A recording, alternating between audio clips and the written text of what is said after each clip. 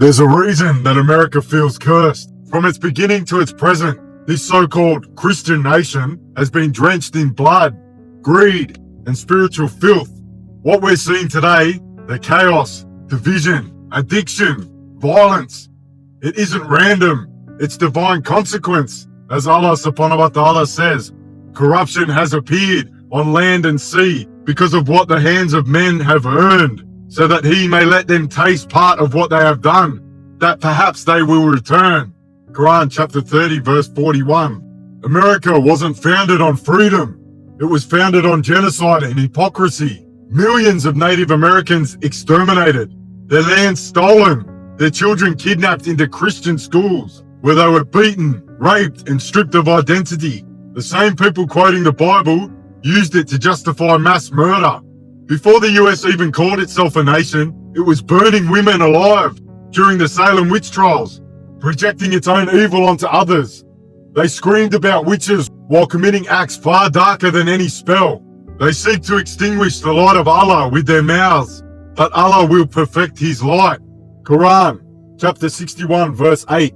What they called purity was actually paranoia, fear, and hatred, the very foundation of their empire. Then came Mormonism, born into the same soil, mixing Christianity with paganism, polygamy, and blood atonement. These were not fringe movements. They shaped US politics and culture, from manifest destiny to God bless America. The nation began to believe it was chosen by God to dominate others. That's not faith, that's arrogance. The Prophet Muhammad warned, arrogance is rejecting the truth and looking down on people. Sahih Muslim 91. And what's more arrogant than a nation claiming God gave it the right to rule the earth, just like Israel is doing right now, and its people, the chosen ones, the very same people running America. Just look at the culture. The United States produces more serial killers than any other country in history. Over 3,000 known cases. Hollywood glorifies cannibals, serial killers, and demonic acts. It celebrates sin as freedom. Even Netflix has turned human depravity into entertainment.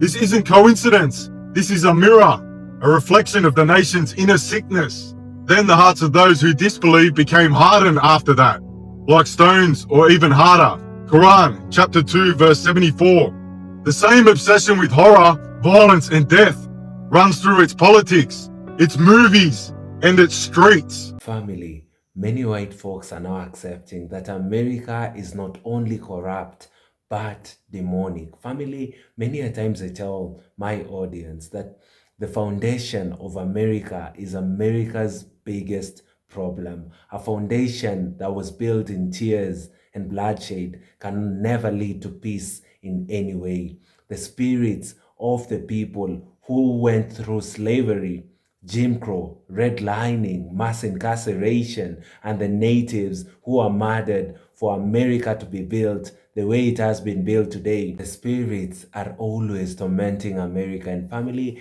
there's one thing I'll tell you for a fact, that America shall never receive the peace that it deserves unless, they go back and try, and ask for forgiveness from the natives, ask for forgiveness from black people who went through, slavery in America. America was built on top of the graves, of the natives, and through the hard work, and forced labor of black people. Family, these will always torment America. And the problems we are seeing in America today could be from its very foundation. Many white folks are now confessing, saying that America is very, very demonic. We are seeing them call out other white folks and tell them enough is enough. It's time that we change the analogy. They are now telling other white people to stop being racist against black people. They want to start living clean lives. They do not want, what they've been enjoying for the longest time, which has always been the white supremacist agenda, to always oppress, the minorities as they lift themselves up. So family, in this video, we will learn a lot in regards, to Americans' demon. Once the video is done, we will get back and do a critical analysis about the same. And family, in a special way, I'd like to take this time to thank my subscribers who are supporting this channel by buying me a coffee. I do not take your support for granted. The link for buying a coffee and supporting the channel is on the description box down below. Let's watch the video, then we'll be right back. Not only is America not a Christian nation, but according to this American lawyer and theologian, it's a demonic nation. Let's talk about it. Hi, I'm Colton. I grew up a Pentecostal pastor's kid, went to school to get degrees in historical Christian theology, and I don't think January 6th is anywhere close to one of the worst things that's happened in American history. But it is a particularly good illustration of what this video is about. We saw an enraged mob of violent Christian nationalists carry American flags and Jesus Save banners into the Capitol during an attempted coup. And in the aftermath, I remember seeing one pastor say that this was a revival, not a riot. I saw another pastor say that the insurrection was comparable to the walls of Jericho falling down. That's how they viewed it. And more than a few Christians defended it as the hand of God moving through patriots. There was this guy named William Stringfellow who was a civil rights attorney, an activist, and a theologian who lived in Harlem during the 1960s. He wrote this book called An Ethic for Christians and Other Aliens in a Strange Land. Stringfellow used the language from Ephesians chapter 6, verse 12 to talk about America being the demonic principality of the power of death. In this passage, someone, purportedly Paul, although that's hotly contested by the scholarship, says that we wrestle not against flesh and blood, but against principalities, against powers, against the rulers of the darkness of this world, against spiritual wickedness in high places.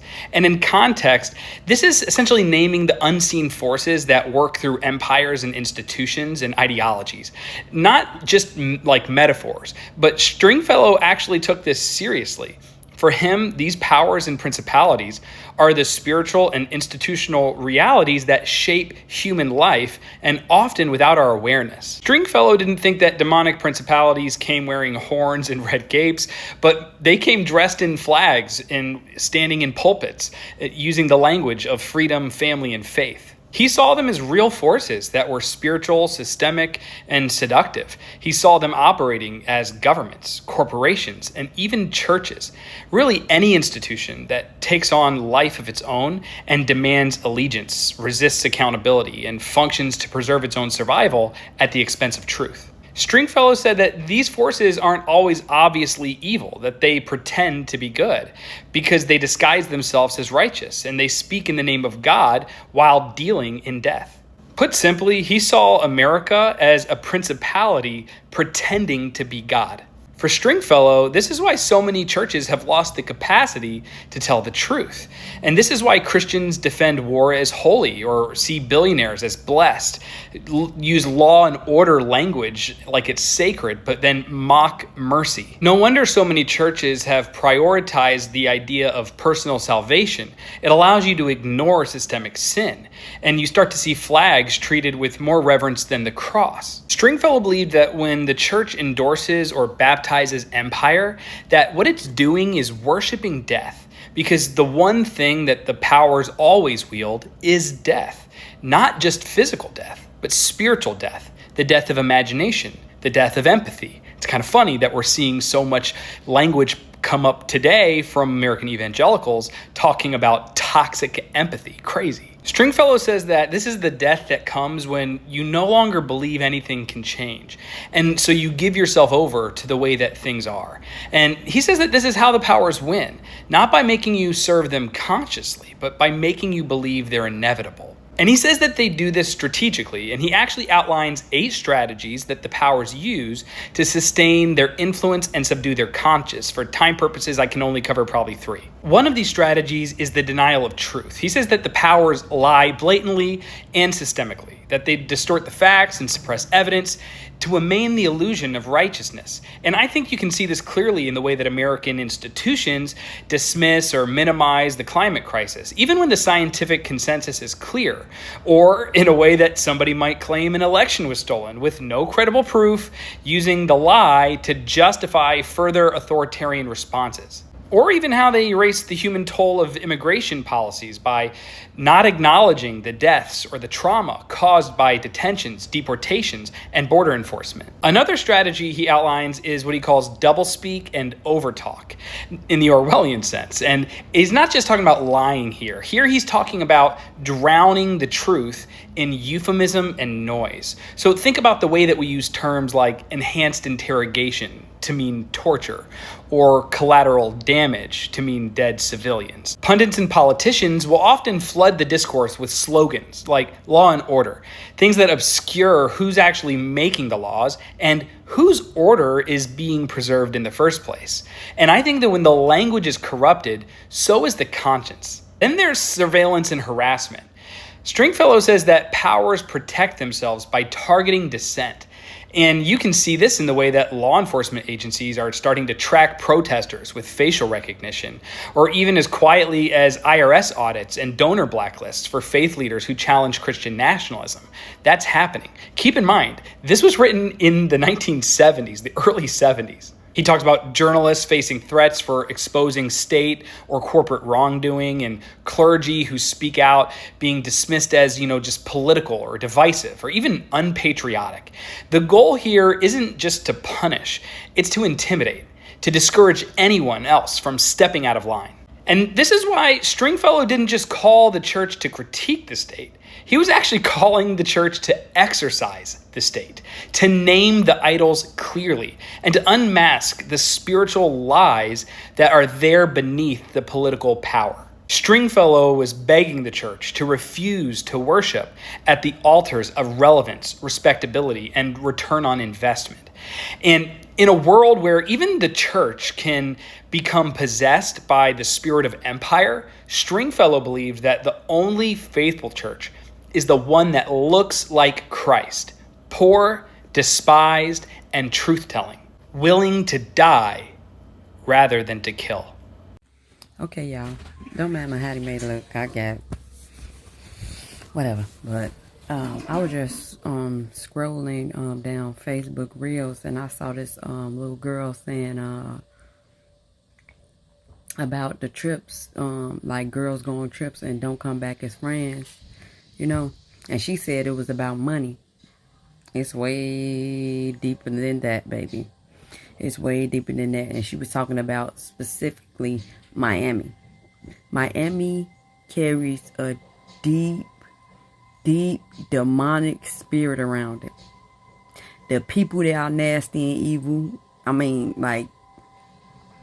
that place is so evil. That's why when people go there, usually you get drunk to go have fun. When you get drunk, you allow spirits in your body. And the spirits out there are so demonic. So demonic. I'm dead serious. That's why people go out there and get into arguments and stuff like that. I forgot where I was, and I got into it with my friends. I forgot where I was, but it was demonic energy.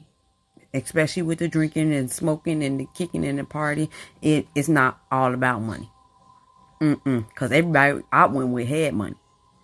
It wasn't about that. It's the spirits that's lingering around just waiting for you to take that sip out that drink. And especially like weak vessels, you ain't even got to drink. If you got a weak vessel, that spirit will go right inside of you and use you.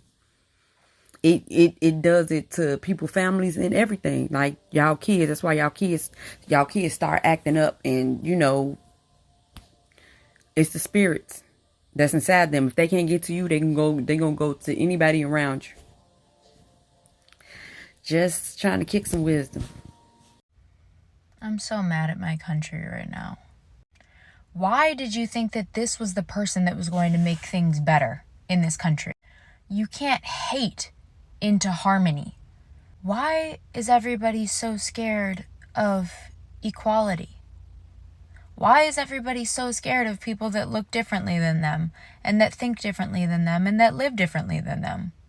Why in 2025 are people battling just for the right to exist in peace without people bothering them or trying to oppress them or hating them or harming them? Why can't we use our money and our resources and our time and our energy to build people up, to build up our neighborhoods, to invest into communities that are struggling? Like, why can't we finally put all of our energy and our resources into positively contributing to society and making the world that we live in a better place? Why can't we just fucking accept each other? Why are people still so susceptible to listening to just hatred, just pure hatefulness, and that being the thing that they're moved by? Why does that move you? Why doesn't love move you? Why doesn't kindness and generosity move you? It's like every single time there's a group of people fighting for their rights in this country, the whole world just explodes in fear and fear-mongering, and it works. And why can't we learn from our history? Why can't we recognize that the same thing seems to happen over and over again?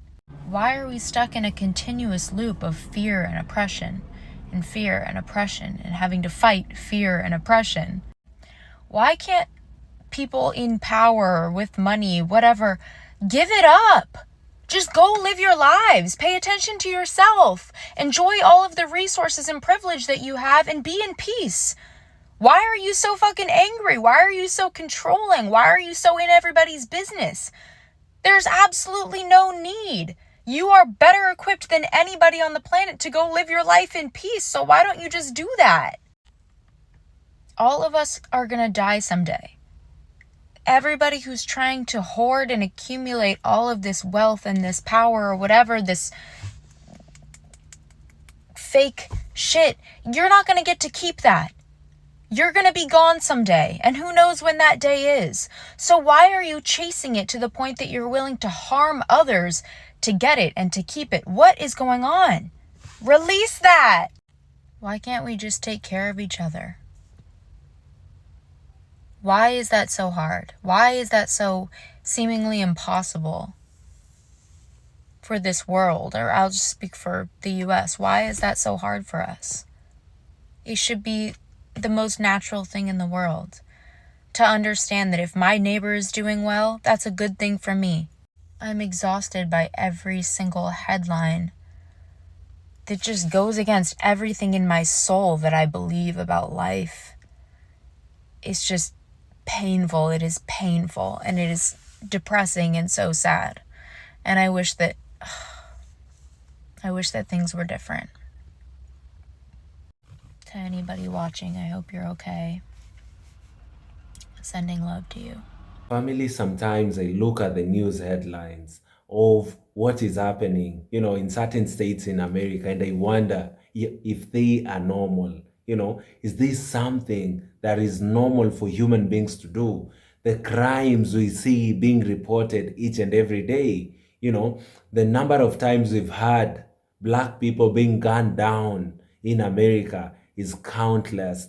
Family, the number of times we've had about white on white violence, like the other day, one of Charlie Kirk, you wonder what is happening in America. And family, in this video, just like you've heard from the people in the video, you notice that there is a problem in America. It is deep. It's actually spiritual, not a physical problem. Somebody would say that Donald Trump is the biggest problem, America has. But family, when you look at it from the spiritual realm, you'd get to understand a deeper side of it. You'd get to see, a different angle of the problem that America has from a deeper lens, and that is what this video has taught me. There is bigger problems in America, not only the presidency, not only the leadership, not only the crimes we see in America. Family, it's deep. It's coming from its very foundation. The problems Americans are facing today, We are seeing a lot of fascism, a lot of dictatorship. Many people are reporting and saying that America is falling. We are seeing there'll be no food stamps in November. Family, we are seeing Americans crying, saying that surveillance is taking over and they feel not safe, they feel controlled. Family, these are things, that are only caused because of the demon in America. And many people are saying that America is not actually, a country that is seeking God's intervention in any way, because they have historically, ensured that the marginalized groups suffer from the very foundation of America. When white folks, docked from Europe, the first thing they did was genocide, the natives, took over black people from different parts of the world, especially in Africa, take them forcefully to work as slaves. Whatever you see in America today was built, from the back and hard work of black people. Family, they were crying. Family, a lot of them lost blood. America was built in bloodshed, death, and cries. And family, that is what is tormenting America today. That is the biggest problem that America has ever had and is yet to face. Any other problem you see, the downfall of America, any problem you see with presidency, it's just but a demonic thing, family. White folks are now admitting that America isn't just corrupt, it's demonic. Whites are saying the spirits that runs America are not human. The spirits that are running America are dark. They are greedy and evil. They are not human in any way. They are calling out the lies, the bloodshed, and how the nation is built on oppression and deception. Family, to me, this is God's wrath, to America, because America was built in oppression. America was built on deception. They've made it so hard for black people in America. They've made it so hard for marginalized groups. Family, if we just give an example, the number of times, black people have been murdered just because of the color of their skin, it's countless times. Family, during the time around COVID, around 2020, we saw what happened to George Floyd. That sparked a lot of conversation. That brought back the movement, the Black Lives Matter. And family, we saw what happened in the time. Family, these are times and struggles that we are only seeing in America because America is a demonic country. And many white folks have now started to accept it and are calling out their people, telling them that God's wrath, is still falling upon America and they'll still continue struggling. They'd rather ask for forgiveness from black people. They'd rather stop racist abuses on black people. They'd consider in future to choose rightful leaders, not because of whiteness. The biggest reason why Donald Trump was chosen back to office is because his greatest opponent was a black person. And they wanted to ensure that a white man is in the White House. And that is where the problem came in. Choosing racism over performance, choosing racism over merit, to hold certain offices. And family, that is the problem in America. And God is continuing to punish America each and every day. The news you all are hearing of fascism from the president, downfall in many sectors. We've seen the government shut down. This is God's punishment to America because of its very, very dirty foundation and continuous oppression of marginalized people in America. The system feeds off pain, injustice, and control. Think about it. Everywhere you look, war, mass surveillance, corporate greed, racism, moral decay. This is not just about politics. This is spiritual warfare. Look at it from a spiritual realm. You'd notice that it's not political. These are spiritual problem. These are problem because of the behaviors of white people since the very foundation of America. That is what is eating America slowly each and every day. Slowly, America is struggling each and every day. And family, the reason, just like I have mentioned, is the oppression, of marginalized groups in America. You can't build a nation of stolen land, slavery, and exploitation and expect peace to come from it. How do you expect peace to come from cries? How do you expect peace to come from blood? How do you expect peace to come from death? Especially genocide over a certain group of people. Family, these things are tormenting America. And it's very, very hard for America to have peace. It's very, very hard for America to stabilize. Look at what is happening in America today politically. Look at the environment that people are having. Right now, there is the No Kings protest. People are refusing Donald Trump's leadership. They are not happy with whatever is happening. The other day, we saw him saying that he cannot be criticized. Each and every day, we are seeing him make decisions that you wonder. Farmers have been crying, the white farmers, talking about how they need federal funding and support because they'll be losing their farms. And at the same time, we see the president give out, $40 billion to Argentina, and at the same time, November, Americans will be going, in a hunger strike that has never been seen in the history of America. That is one thing that is unprecedented, that is coming, in the next month. November has always been a month to celebrate Thanksgiving, but weirdly, Donald Trump has made this impossible because many families will go without eating food. The federal funding, the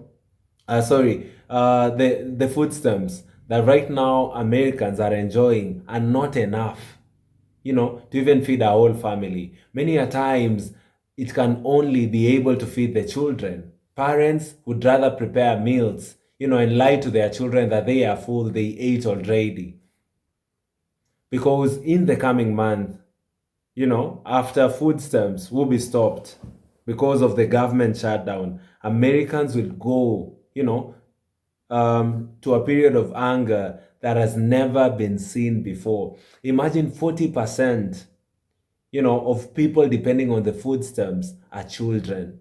Imagine what will happen in America. More than 40 million citizens would be going without food because they fully depend on the very same food stamps. Look at the cost of living right now. People are complaining left, right, and center.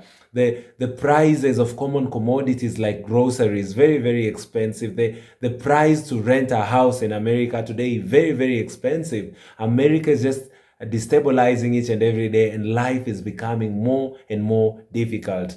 Family, today I want to reveal to you that this is not only a problem, because of the political environment, but deeply, because of the very foundation of the country.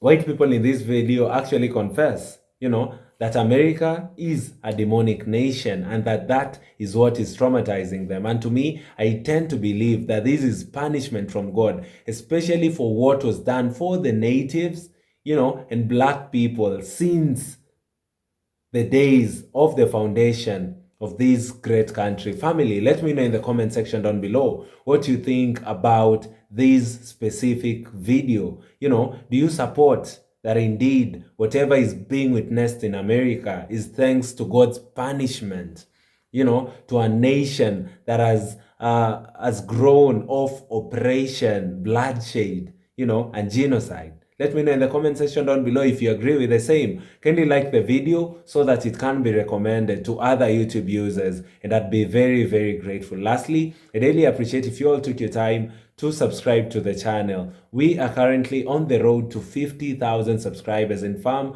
we can never achieve this milestone if you do not like, share, and comment in our videos. I really, really appreciate your love and support and even watching this video all the way to the end. Thank you very much, and see you all in our next episode. Goodbye for now.